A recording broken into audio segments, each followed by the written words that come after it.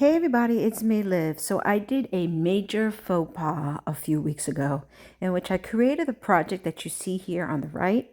And I was going to be showing you this project as my third project this month for Jolie's mixed media kit.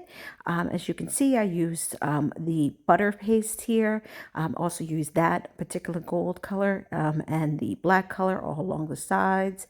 Added a lot of different accents with it. But my faux pas was I thought I had edited my video, that I had uploaded it because I do everything on my phone.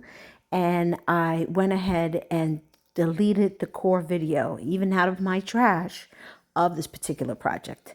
So what I'm going to do is try to replicate something similar so you can see how I did it. I'm not going to be using the same color scheme, but the most important thing I wanted to show you is how I did the background. So what I did is I had taken this background that I had already created out of tissue paper, and what I did was spray it initially. So I'm going to actually take a whole new piece of paper here. This is a scrap that I had underneath something I was doing for an art journaling page to show you from scratch how I create my own collage paper. You can use rice paper or tissue paper. It really doesn't matter. Whatever kind of works for you when you're dealing with it. So I'm going to take this one particular stamp. This one is from Studio Light. And with this, you are simply going to stamp wherever you want. You can try to make it as dark, as light as you want when you're trying to create elements. I personally do like to use the VersaClear when I can for doing this. Next, I'm just going to go ahead and take my All Creates stamp set that I have here. Most of these are clear, if you're wondering, stamps. And I'm going to go ahead and do the same exact thing all throughout the project. You can make this as heavy or as light as you like. It's completely up to you. On some other projects that I've done, I've even stamped it in color. And that works really nice if you're not planning to put too much different types of elements on top of it, if you want to do it in color. So now that I have this all stamped up, I'm going to be moving on to the next part of the project, which is for me to go ahead and place it inside the frame. Now, if you're wondering what paper I actually use in this video, I am using blank rice paper.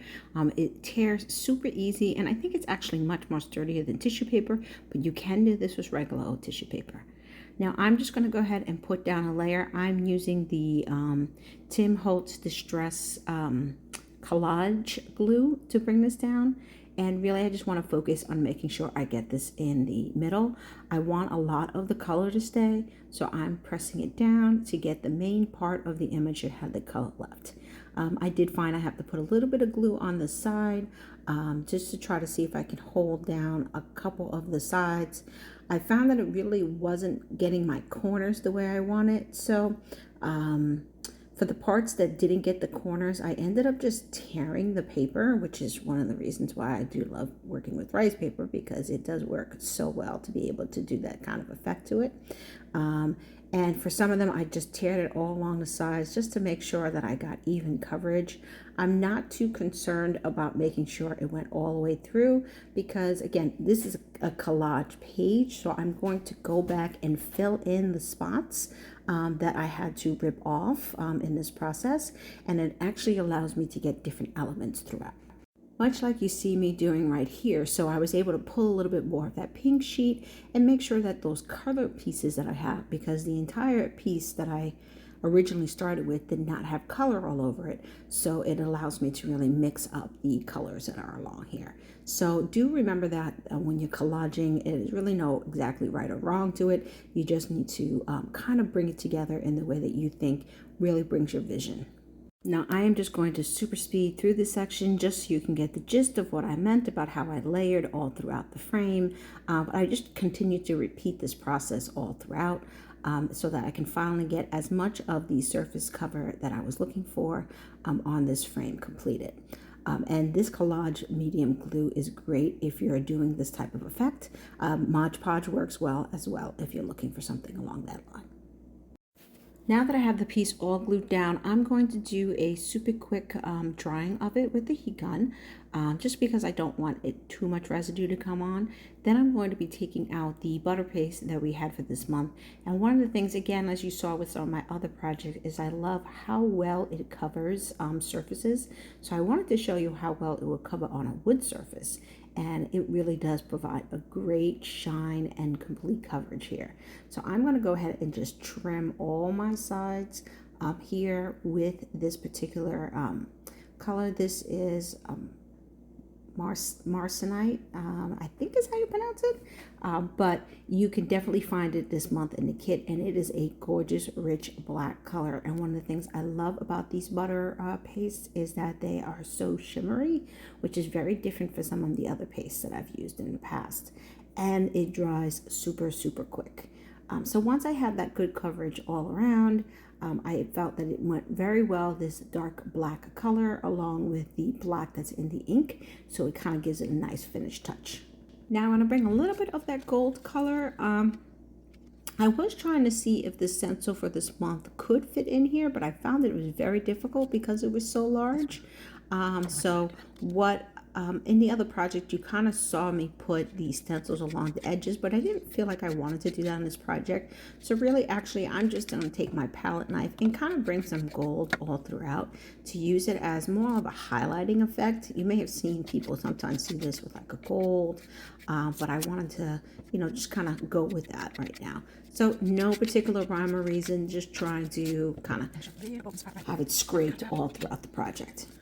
And now that I have that all set, I'm going to be moving on to the next step, which is to do a little of my splatters that I love to do.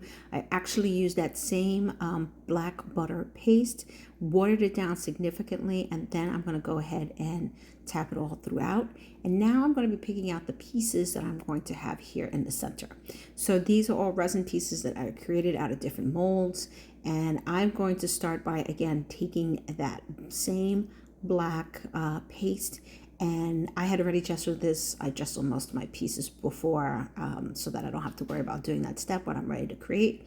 And I'm just going to go ahead and put it down to give it more of this I guess like a silvery color type of look. And once I have that, I felt like it was just a little bit too black.